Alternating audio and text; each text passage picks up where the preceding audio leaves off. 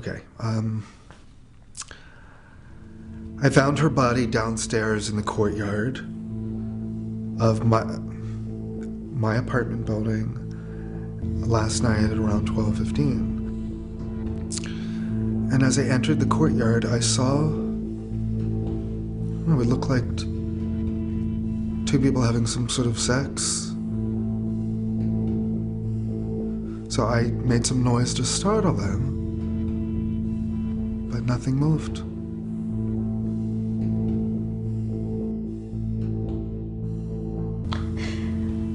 I last saw Bridget about 4 hours before she was killed.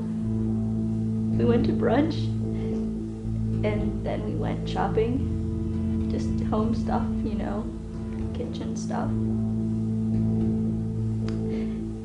And then I went to go meet my boyfriend, and I thought she was going right home.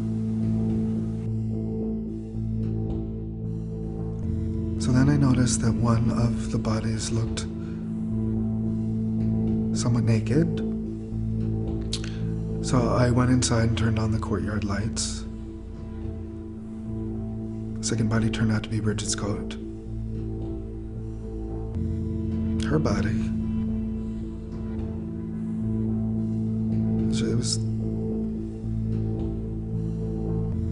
It was playing out like nothing I'd ever seen before.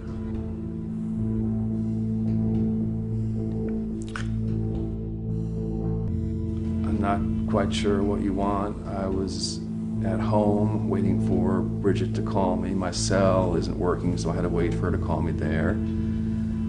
We were supposed to go out to dinner, but she was feeling a bit tired, so we left it up in the air.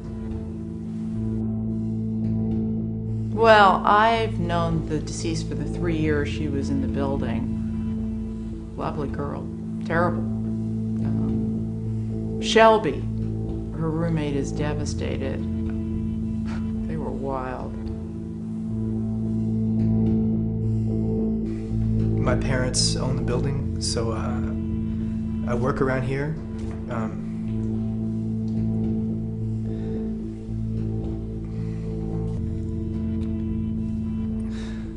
Look, I wouldn't let anything happen to her.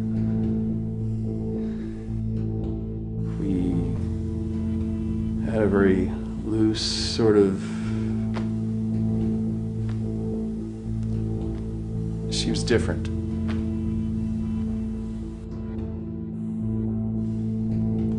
It must be interesting, languishing behind that camera, just listening in on the miseries of others. I don't know what to tell you that I haven't told the other detectives. I mean, I knew Bridget only slightly. And Shelby and I have only been seeing each other for a short time, and we usually stay at my digs. I live alone. So Jason wasn't home when I got over to his place. So I thought I would go home and wait for him to call. But then I thought I should check in at the Runyon, this bar. But he wasn't there. Yeah, Shelby was supposed to come over and hang, but I had to pop out. I left her a note and said I'd hook up with her later, but oh no, I never saw her. Hey, what kind of camera is that? I just made a film. Wait, was she raped? No, don't tell me. I wish someone had taken better care of Bridget. I would have. I was a small, low-budget independent. I play this callow, sort of callous actor, young actor who's framed for his fiance's murder. Whoa.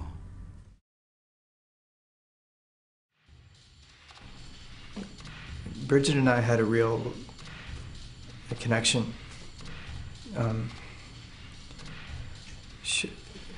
She was so alive. Sure, I was jealous of her. She was beautiful, man, and I had the feeling something else was going on, but, you know, what to do. You're getting awfully close with that camera. Is this some sort of verite piece, or am I a suspect?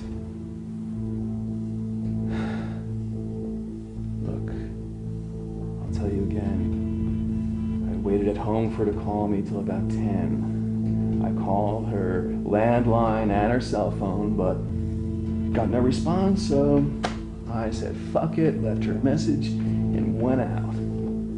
I didn't hear anything until Shelby called me.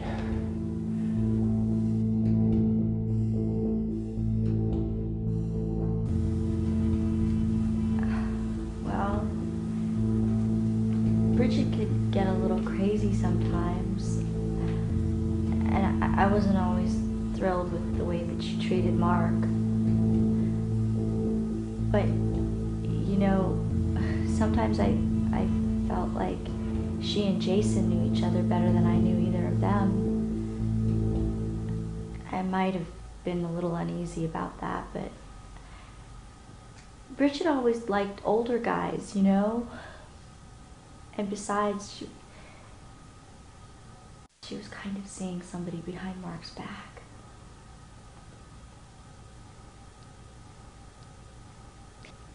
I feel sorry for Mark. He really loved her. I loved her. But she could be so cold and unfeeling. You know, I feel really odd telling you these things, just you.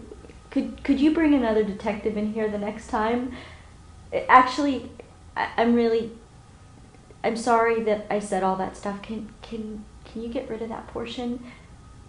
I loved her. I don't like this. I feel like she's gonna see this tape or something. Could you please get rid of that portion? Please, could you? Please. Look, I feel terrible about this. I mean, this shouldn't happen to anybody, but Bridget may have brought this on herself. You know, I was part of the downtown performance art scene in the 70s and 80s. I mean, talk about wild times. I saw people really do like irreparably harmful things to themselves, or they just did themselves, and I was no angel. But Bridget,